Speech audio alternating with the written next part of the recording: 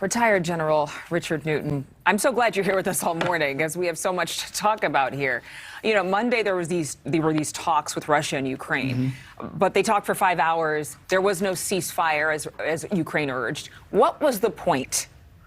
Well, the point, first off, we need to manage the expectations of the American people, and frankly, for all sides. The talks were, again, President Zelensky agreed to talks. Again, imagine 6 days or so ago, and President Zelensky, number one, not only surviving but thriving, certainly in the geopolitical landscape, but willing to have talks with the Russians up on the border, not in Belarus, but on the border. Also, think about the caption, the picture. The Russian delegation are in business suits. The Ukrainian delegation are in battle fatigues. That alone of itself is an enormous talking point where we are in this political landscape. But it did not necessarily, and I would not anticipate any of these talks for the foreseeable future really to bring any type of success at all. Just the fact that the talks are ongoing, or that they will continue, speaks in terms of, again, the position that Russia is in, as we've talked about, somewhat bogged down, somewhat off a timeline.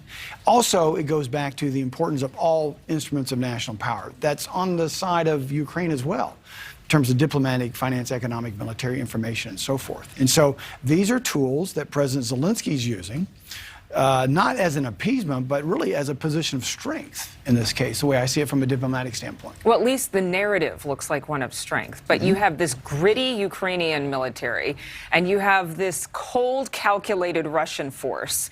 And with any war, an enemy has to either find some type of compromise that appeases them, or you have to hit them where they hold most dear. You have to threaten the thing most dear to them. Putin doesn't seem to have either one of those things at play here.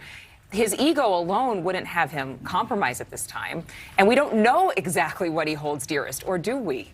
He holds dearest his power. And what he is most afraid of is democracy. And so those are absolutely competing ends of a spectrum. And so that will compel him to act in the next days, weeks, and so forth, based on that very simple formula that I just gave you.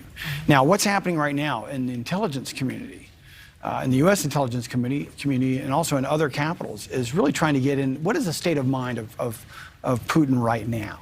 Not necessarily go back in terms of years and years of analysis that we have on Putin, but what is happening to him right now?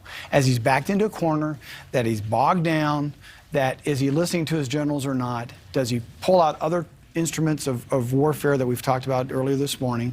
Yes or no? That calculus, we're really trying to get an understanding of where he is.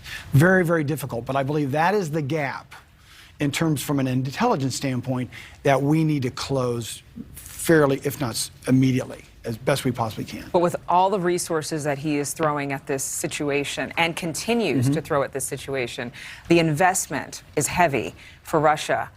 They have a lot at stake, and so does Ukraine. Clearly. Absolutely. And by the way, so does the rest of the free world.